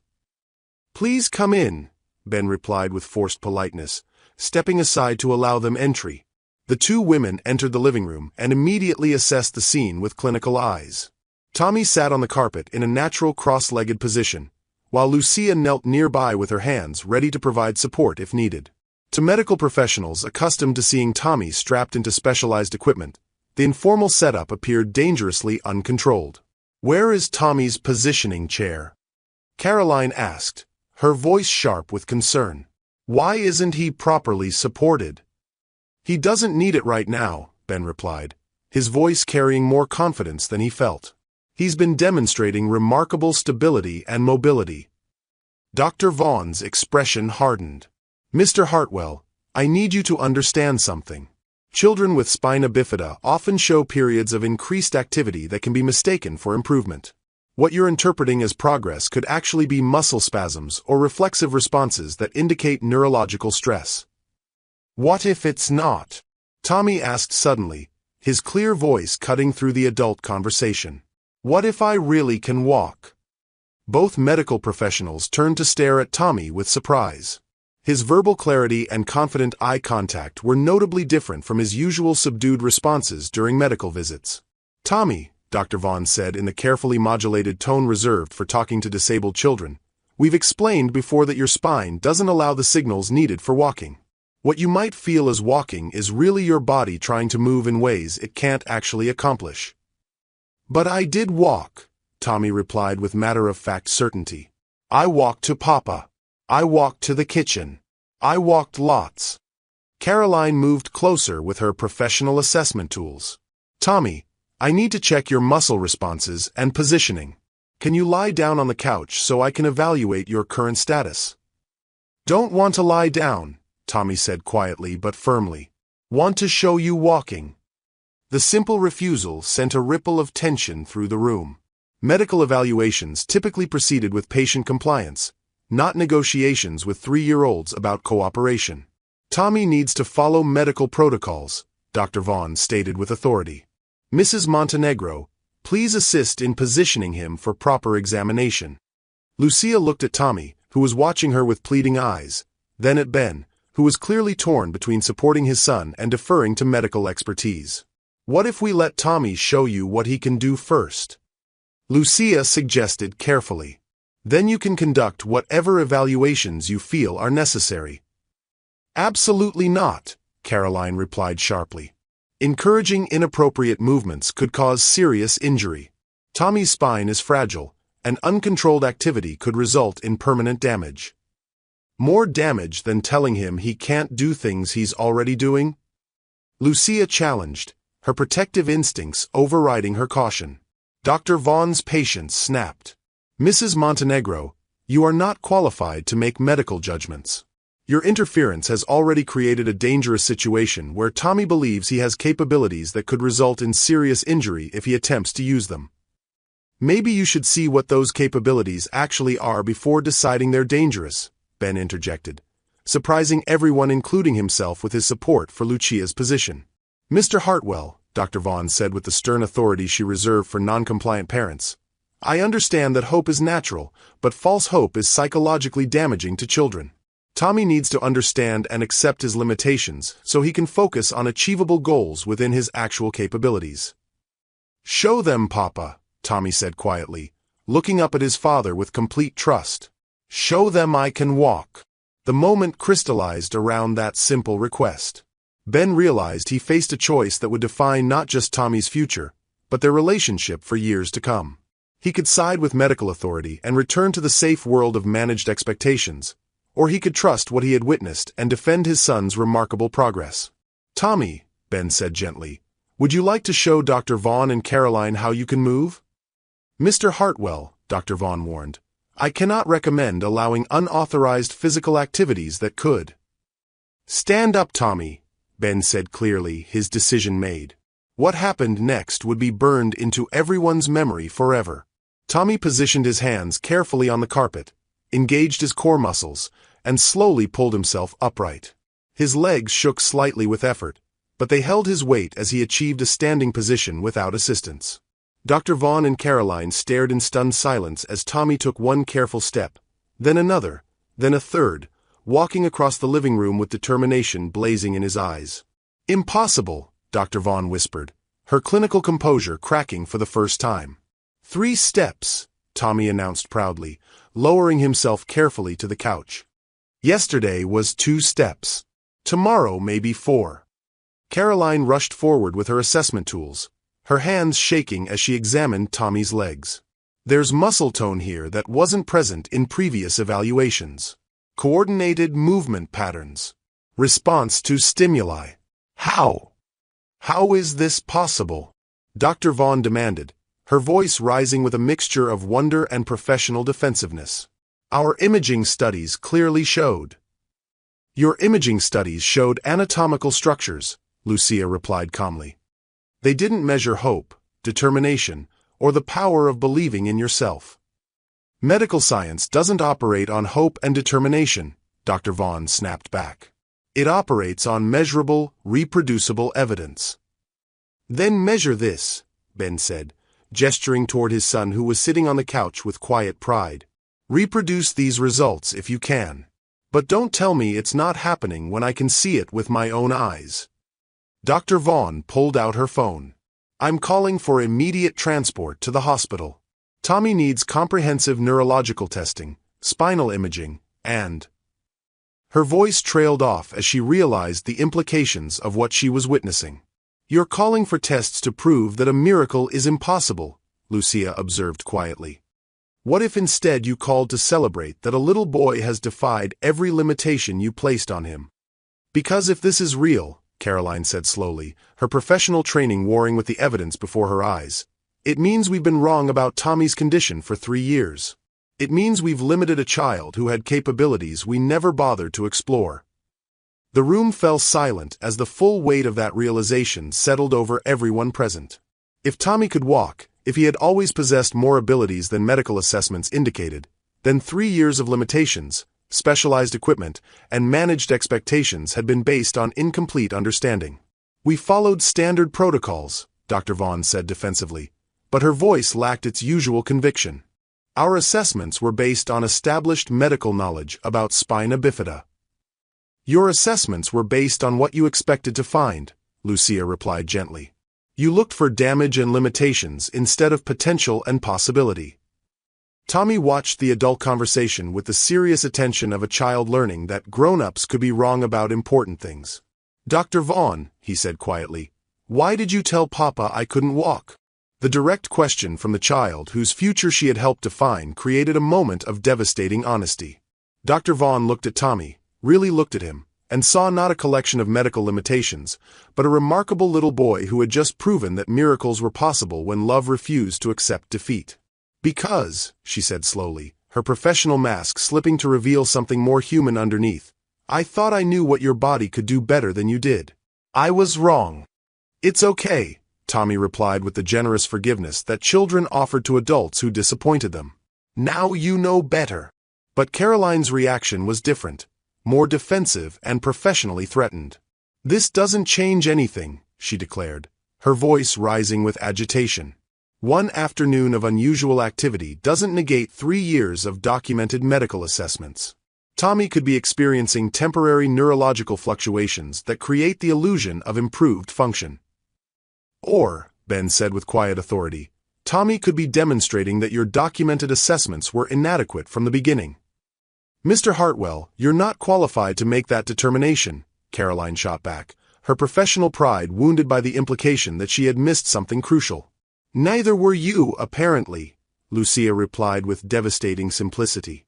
The confrontation escalated as Caroline's defensiveness collided with the undeniable evidence of Tommy's capabilities. "Mrs. Montenegro, your unauthorized interference has created a dangerous situation." Tommy could seriously injure himself attempting movements that are biomechanically impossible for his condition. "The only thing that's dangerous," Lucia replied with fierce protectiveness, "is convincing a child that his dreams are impossible when his body is proving they're not." "This ends now," Dr. Vaughn declared, regaining her professional composure. "Tommy requires immediate comprehensive evaluation in a controlled medical environment. Until we understand what's happening, he cannot be allowed to attempt walking or any other unauthorized activities." "No," Tommy said quietly, but his voice carried surprising authority. "Not going to hospital. Not going to stop walking." The simple refusal from a 3-year-old created a crisis that none of the adults had anticipated. Medical protocols demanded evaluation and control, but Tommy had just demonstrated that his body operated outside established protocols. "Tommy," Dr. Vaughn said firmly, "this isn't a choice you can make. Your father needs to." "His father needs to protect him from people who want to convince him he's broken when he's clearly not," Ben interrupted, his decision crystallizing with absolute clarity. "Mr. Hartwell," Dr. Vaughn warned, "refusing medical evaluation could be considered negligent parenting." The threat hung in the air like a sword, sharp with legal implications and professional authority. Ben realized that defending Tommy's progress might cost him custody, might result in court battles with medical experts, might destroy everything he had built to protect his son. But as he looked at Tommy sitting proudly on the couch, having just walked across a room that medical science insisted was impossible, Ben knew that some battles were worth fighting even when you might lose everything. "Then I guess I'm a negligent parent," he said quietly. "Because I'm not letting anyone convince my son that his miracles are medical mistakes." Sometimes standing up for what's right means standing against everyone who claims to know better. The confrontation ended with Dr. Vaughn and Caroline leaving under a cloud of professional outrage and legal threats. Their final words echoed through the house like thunder. Mandatory evaluation, protective services, medical negligence. Ben stood at the living room window, watching their taillights disappear into the Seattle evening, knowing that everything had changed irreversibly. Tommy sat quietly on the couch, his small body exhausted from the emotional strain of defending his newfound abilities against adults who insisted they were impossible. The joy of his breakthrough had been tainted by the harsh reality that miracles could be more threatening than inspirational to people who had built careers on managing limitations. "Papa." Tommy's voice was small, uncertain. "Did I do something bad?" Ben turned from the window, his heart breaking at the worry in his son's eyes. "No, Tommy. You did something amazing. You showed us what courage looks like." "But the doctors were angry." "The doctors were scared," Lucia said gently, settling beside Tommy on the couch. "Sometimes when grown-ups are wrong about something important, They get angry instead of admitting they made mistakes. Ben's phone buzzed with an incoming text message. His stomach clenched as he read the sender. Janet Cooper, his assistant. But the message wasn't about business. Ben, Dr. Vaughn called the office looking for you. She mentioned concerns about Tommy's care and said something about protective services. Is everything okay? Call me if you need legal support. Janet. The words hit Ben like ice water. Dr. Vaughn wasn't just professionally embarrassed by Tommy's breakthrough. She was actively working to undermine Ben's custody by framing his support for Tommy's progress as medical negligence. What is it? Lucia asked, noticing Ben's expression. Ben showed her the message, watching her face pale as she read the implications. Protective Services investigations could result in Tommy being removed from the home, placed in medical custody where his newfound abilities would be suppressed in favor of proper medical management. They can't take him away for walking, Lucia said, but her voice carried uncertainty. They can if they convince a judge that allowing him to walk constitutes medical neglect, Ben replied grimly. Dr. Vaughn has 30 years of medical credentials. I have one afternoon of witnessed miracles. Tommy listened to this exchange with the grave attention of a child learning that adult decisions could tear apart everything he loved. Lucia going away? He asked quietly. The question forced Ben to confront another devastating reality. His employment of Lucia had triggered this crisis. Protecting Tommy might require choosing between his son's physical miracle worker and his legal guardian status. I don't know, buddy, Ben admitted, his voice thick with emotion. Lucia stood abruptly, her decision crystallizing with painful clarity. I should go. What? Ben stared at her in shock.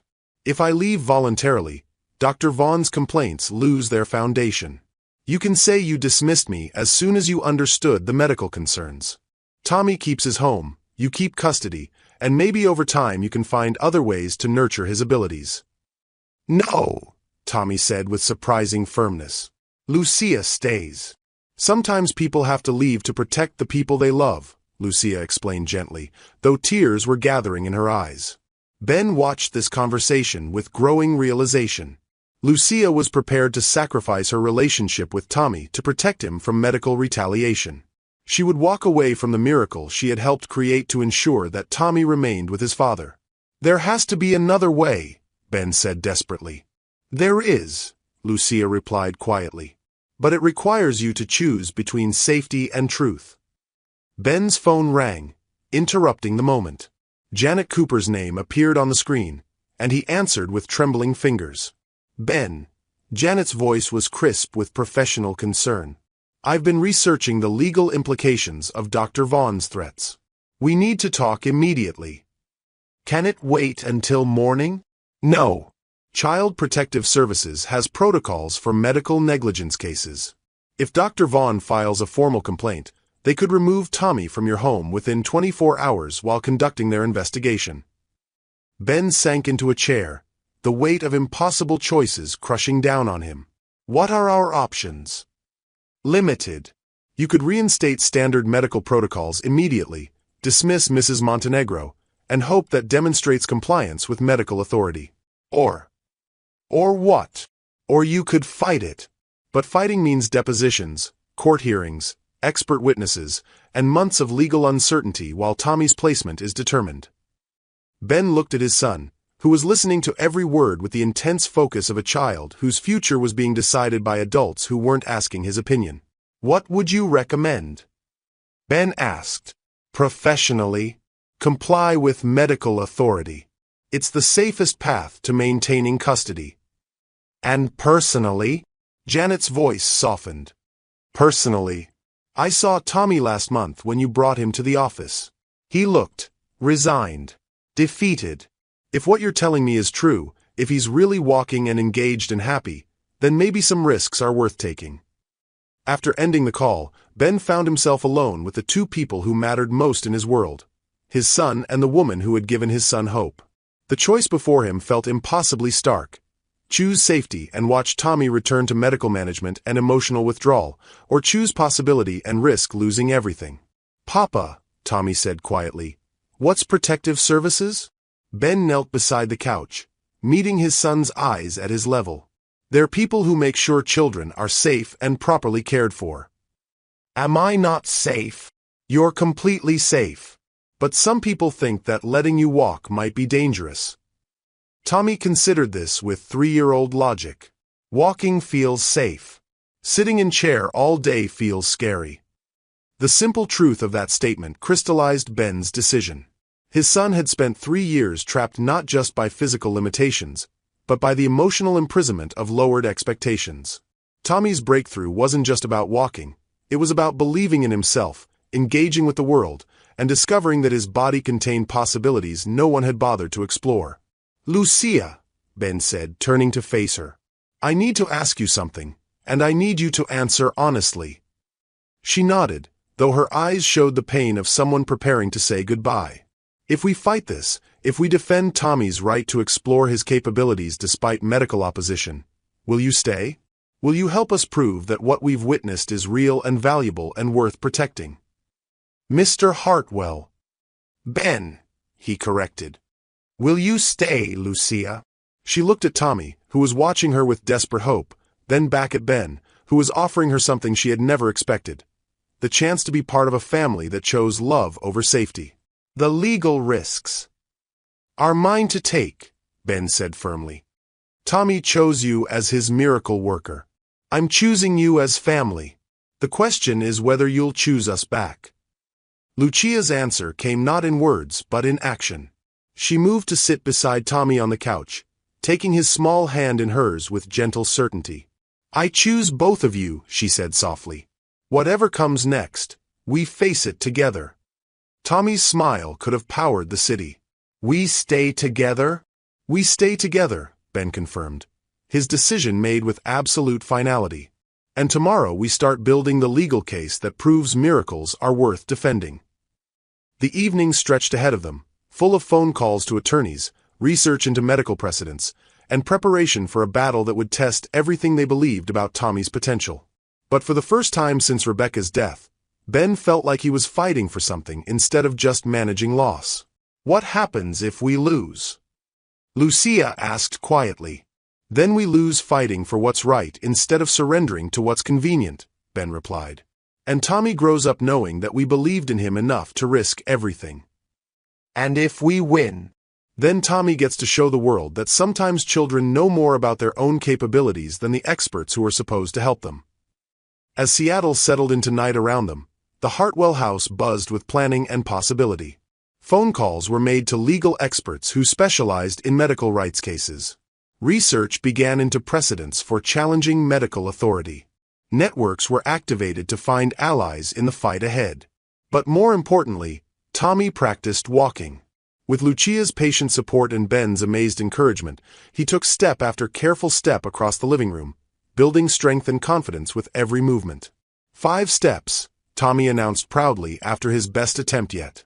Tomorrow, Ben asked. Tomorrow, 6 steps, Tommy replied with the determination of a child who had learned that impossible was just another word for not yet. The battle ahead would be fierce, expensive, and uncertain. Medical authority would array against parental instinct, professional credentials against witnessed miracles, established protocols against revolutionary possibility. But in this moment, watching his son walk across the room with increasing confidence while the woman who had made it possible provided gentle encouragement, Ben knew they had already won the only victory that truly mattered. They had chosen hope over fear, love over limitation, and the courage to defend miracles even when the world insisted they were impossible. Some choices define not just our future, but our souls. The morning sun streamed through the living room windows of the Hartwell mansion, illuminating a scene that would have been impossible to imagine just 8 weeks earlier. Tommy Hartwell, now 3.5 years old, walked confidently across the hardwood floor carrying his favorite book about the little engine that could. His gait was steady, his balance sure, and his face radiated the joy of a child who had discovered that his body could accomplish miracles. Dad, look! Tommy called out, placing the book carefully on the coffee table before walking back to where Ben sat reviewing legal documents. 12 steps without holding anything. Ben looked up from his papers, his face breaking into the proud smile that had become as natural as breathing over the past 2 months. 12 steps? That's a new record. Tomorrow I'll try 15, Tommy announced with the confident determination that had carried him through weeks of legal battles, medical evaluations, and media attention. Lucia emerged from the kitchen carrying a tray of fresh coffee and Tommy's morning snacks. At 28, she had grown into her role as Tommy's specialized caregiver with grace and professional confidence. The yellow dress she had worn as a nervous housekeeper had been replaced by comfortable dark jeans and a soft blue sweater that spoke of someone who belonged in this house, in this family. 15 steps sounds perfect, she agreed, setting down the tray and watching Tommy demonstrate his walking for the 100th time that week with undiminished wonder. The legal battle had been every bit as fierce as Ben had predicted.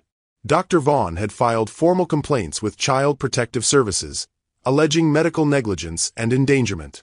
For 6 weeks, the Hartwell family had lived under investigation, with social workers conducting home visits, court-appointed medical experts performing evaluations, and media outlets covering the story of a millionaire father who chose his housekeeper's judgment over medical authority. But truth had a power that even legal proceedings couldn't suppress. Independent neurological specialists brought in by the court had confirmed what Lucia had observed from the beginning. Tommy's spinal defect affected his lower extremities differently than standard medical assessments had indicated. The nerve pathways that controlled his leg muscles were impaired but not severed, weakened but not absent. More importantly, Tommy himself had been the star witness in his own case. When Judge Patricia Morrison asked him directly about his walking abilities during the custody hearing, Tommy had stood up in the courtroom and walked from the witness chair to his father's table, demonstrating his capabilities with such natural confidence that even Dr. Vaughn's expert witnesses had been forced to acknowledge that their previous assessments had been incomplete. The court finds, Judge Morrison had ruled 3 weeks ago, that a child's demonstrated abilities supersede theoretical medical limitations. While medical expertise is crucial in determining appropriate care, it cannot be used to suppress capabilities that the child clearly possesses. The ruling had made national news, establishing legal precedent for parental rights to pursue therapeutic approaches that challenged medical orthodoxy when those approaches produced measurable positive results. Now, as Tommy practiced his walking with the casual confidence of any other child, the crisis felt like a distant memory. But the transformation went far beyond Tommy's physical abilities. Ben closed his laptop and moved to sit on the floor beside his son, something that would have been unthinkable during his emotionally distant days as a traveling executive. "What do you want to do today, buddy?" "Go to the park," Tommy replied immediately. "Want to show the ducks my walking." 2 months ago, outings to the park had required medical equipment, careful positioning, and constant supervision. Now they were simple adventures that Tommy approached with the enthusiasm of any 3-year-old eager to explore the world. "The park sounds perfect," Ben agreed. "But first, we have someone special coming to visit." Tommy's eyes lit up with curiosity. "Who?" "Dr. McLean," Lucia explained, referring to the pediatric rehabilitation specialist who had become Tommy's new primary physician. Unlike Dr. Vaughn, who had focused exclusively on managing limitations, Dr. McLean approached Tommy's care with a philosophy of exploring possibilities within safe parameters. "Is she bringing more exercises?" Tommy asked eagerly. "Probably," Ben laughed. "You know how much she likes seeing what new things you can do." The doorbell rang at precisely 10 o'clock, and Ben opened it to find Dr. Maria McLean carrying her usual bag of assessment tools and therapeutic equipment. But unlike the clinical visits of the past, these sessions felt more like celebrations of progress than medical evaluations. "Good morning, Tommy," Dr. McLean said warmly as she entered the living room. "I hear you've been working on longer walking distances." 12 steps this morning, Tommy announced proudly, immediately demonstrating his achievement. Dr. McLean watched with professional appreciation and personal wonder. In her 15 years of pediatric rehabilitation, she had never seen a case quite like Tommy's. Not because his medical condition was unique, but because his approach to overcoming it was so refreshingly focused on possibility rather than limitation. "Excellent form," she observed, making notes on her tablet. "Your balance has improved significantly since our last visit."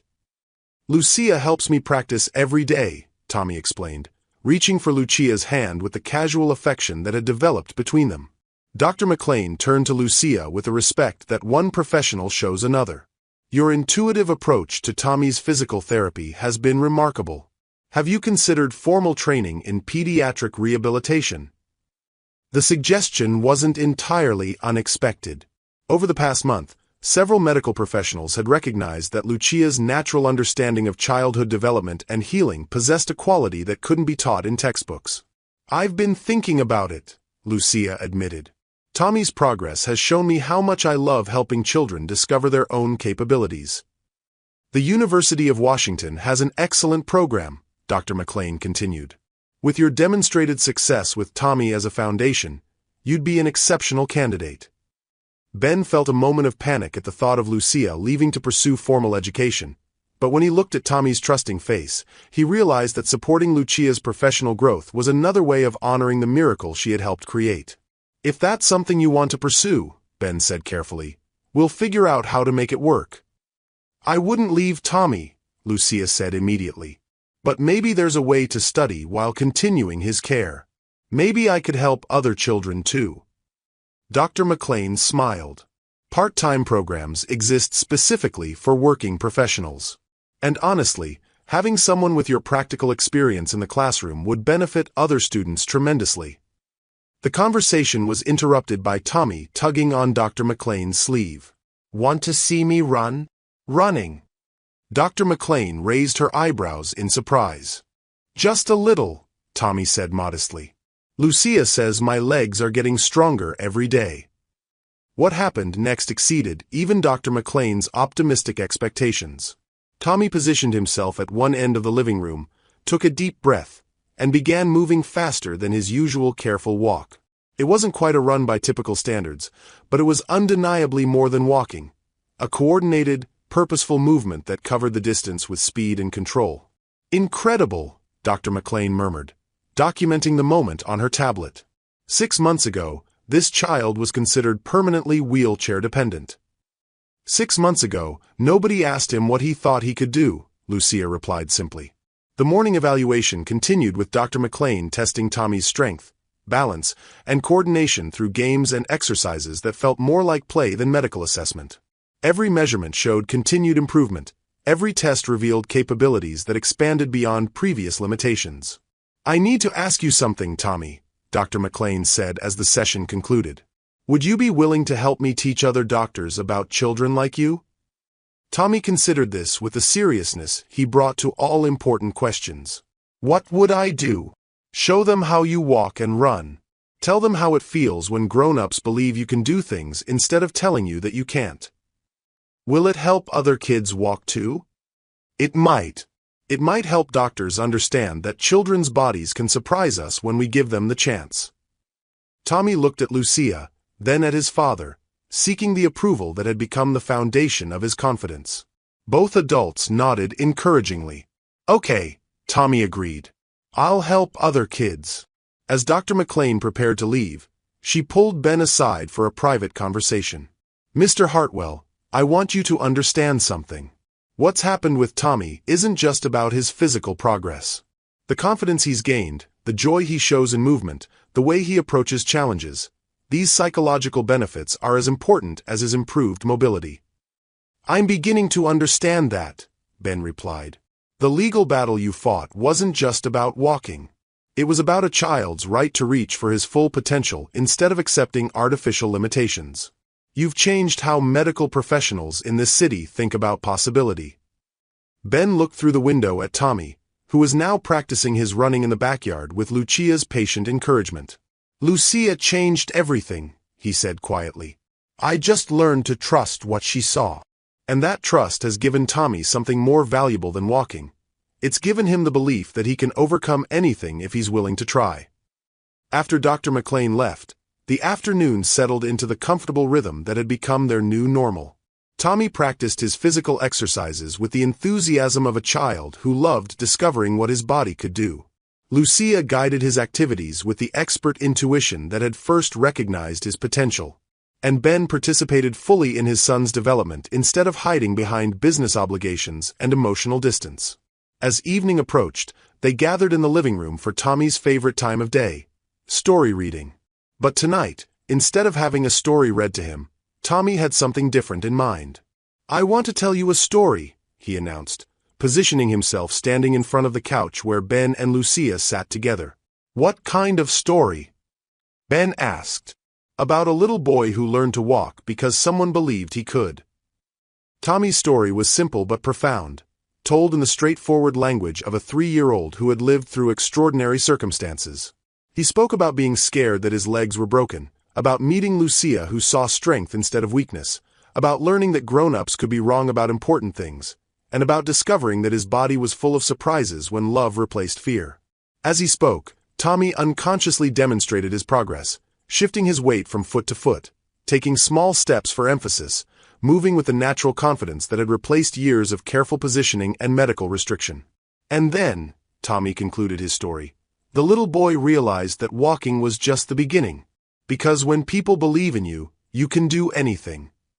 The words hung in the air like a benediction, summarizing not just Tommy's journey but the transformation of their entire family. Later that evening, after Tommy had fallen asleep in his bed with the same ease that characterized all his activities now, Ben and Lucia sat together on the couch, planning the future that had become possible because of their shared faith in miracles. The University of Washington acceptance letter came today, Lucia said quietly, pulling the envelope from her purse. Ben felt his heart skip. And I got in. Full scholarship for the pediatric rehabilitation program. That's wonderful, Ben said, and meant it despite his fear of change. Ben, Lucia said softly, I need to ask you something. Anything. These past 2 months, taking care of Tommy, being part of your family, it's shown me something I didn't expect to find again. What's that?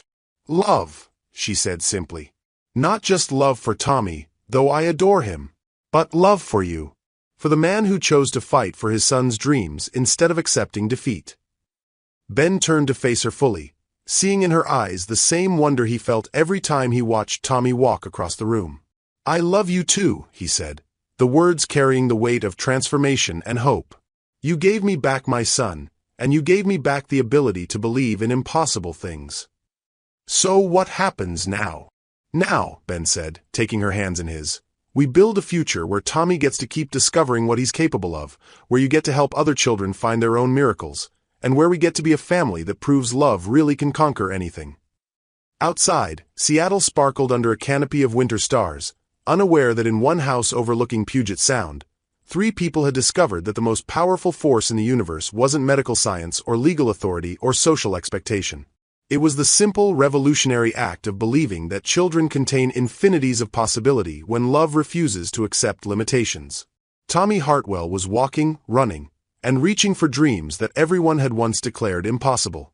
And in the morning, he would wake up ready to discover what new miracles awaited a little boy whose family had learned that hope, properly nurtured, could bloom into realities that changed the world. Sometimes the greatest victory is having the courage to keep running when everyone says you can't even walk. 8 months later, the graduation ceremony at the University of Washington School of Medicine buzzed with excitement as Dr. Maria McLean stepped to the podium to deliver the keynote address. In the audience, Ben Hartwell adjusted his tie nervously while Tommy, now 4 years old, sat quietly beside him wearing his best blue button-down shirt. Today, Dr. McLean began, I want to talk about a case that changed how our medical community approaches pediatric rehabilitation. On the large screen behind her, a video began playing, Tommy walking confidently across a playground, then breaking into his characteristic careful run toward the camera. The audience of medical students, residents, and practicing physicians watched in fascination. 8 months ago, this child was considered permanently wheelchair-dependent due to spina bifida. Today, he runs, climbs playground equipment, and recently started swimming lessons. Ben felt Tommy's small hand slip into his as they watched themselves on the big screen. In the front row, Lucia Montenegro Hartwell, she had officially taken Ben's name after their courthouse wedding 3 months earlier, smiled proudly at her husband and stepson. The transformation wasn't achieved through revolutionary medical technology or experimental procedures, Dr. McLean continued. It happened because one caregiver chose to see potential instead of limitations, and one father chose to trust love over fear. The video switched to show Lucia working with Tommy in their living room, her gentle hands guiding his movements while her voice encouraged his efforts. Then Ben appeared on screen, kneeling beside his son as Tommy took his first independent steps. Dr. Vaughn, who had been Tommy's original physician, has since retired from active practice, Dr. McLean explained, addressing one of the questions that had followed the case. She now serves as a consultant for cases where traditional assessments may need re-evaluation. Her experience with Tommy's case has led to important discussions about the limitations of standard diagnostic protocols. In the audience, several medical professionals shifted uncomfortably, recognizing the professional humility required to acknowledge such a significant oversight. Caroline Reed, Tommy's former physical therapist, has retrained in pediatric developmental therapy and now works specifically with children whose conditions may have been incompletely assessed. She credits Tommy's case with teaching her to look beyond medical charts to see the whole child. The screen now showed recent footage of Tommy at his new preschool, Bright Futures Academy, a program designed for children with diverse abilities. He moved through classroom activities with confidence, his slight gait difference barely noticeable as he played with other children who accepted his abilities without question. Helen Foster, Tommy's former nurse, returned to Seattle after her mother's recovery and now serves as care coordinator for our new Pediatric Potential program, an initiative that reassesses children with developmental diagnoses to identify previously overlooked capabilities. Ben smiled, remembering Helen's tearful reunion with Tommy 2 months ago. She had apologized repeatedly for not seeing his potential earlier, but Tommy had simply hugged her and asked if she wanted to see his new running technique. The legal precedent established by Hartwell v. Seattle Children's Medical Group has resulted in 14 similar cases nationwide where children's demonstrated abilities have superseded medical limitations, Dr. McLean continued. The Tommy Protocol, as it's become known, now requires that any long-term developmental assessment include observation of the child in non-clinical environments with caregivers who know them intimately. The presentation shifted to show statistics and research data, but Ben's attention was drawn to Tommy, who was fidgeting with the excitement of a 4-year-old who had been sitting still too long. "Papa," Tommy whispered, "when do I get to talk?" "Soon, buddy," Ben whispered back. "Remember what we practiced?" Tommy nodded solemnly. After Dr. McLean's presentation, he would be introduced to the medical audience, not as a patient, but as a teacher whose experience had changed how doctors approached pediatric care. Lucia Montenegro Hartwell, Dr. McLean continued, completed her pediatric rehabilitation degree last month with highest honors. Her thesis, Intuitive Assessment in Childhood Development, is now required reading in our program. She has established the Montenegro Foundation, which trains caregivers to recognize potential in children with developmental challenges. Lucia blushed at the recognition.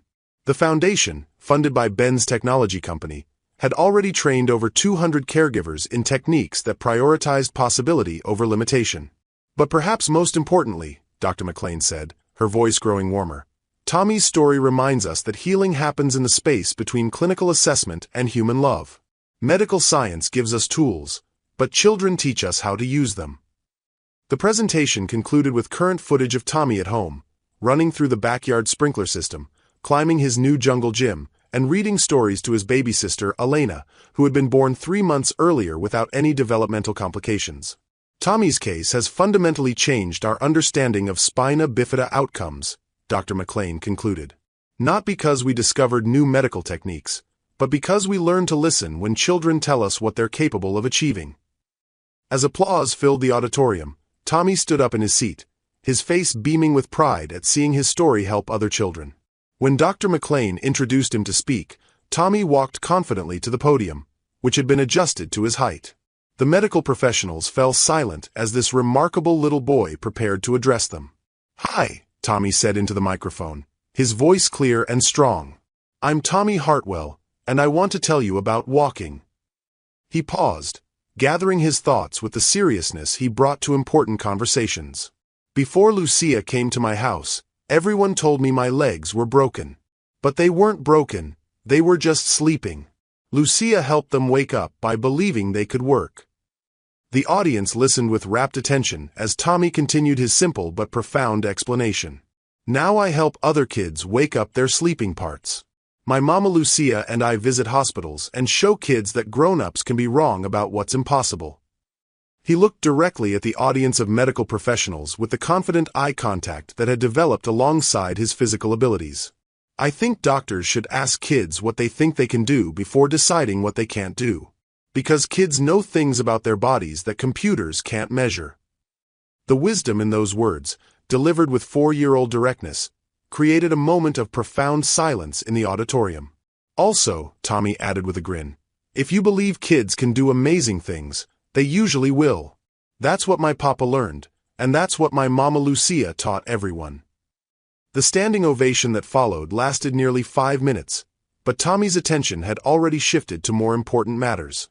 Papa, he said as Ben lifted him down from the podium, can we go home now? Elena's probably missing her big brother. As they walked out of the medical school together, Ben carrying his briefcase, Lucia adjusting her graduation cap, and Tommy skipping between them, they represented something that had seemed impossible 8 months earlier. A family united by love, strengthened by adversity, and committed to proving that miracles happened when people refused to accept limitations. Ben's technology company now operated on a flexible schedule that prioritized family time. The quarterly business trips had been replaced by daily involvement in Tommy's development and Elena's early milestones. Success, he had learned, was measured not in stock prices but in children's laughter and the confidence to chase impossible dreams.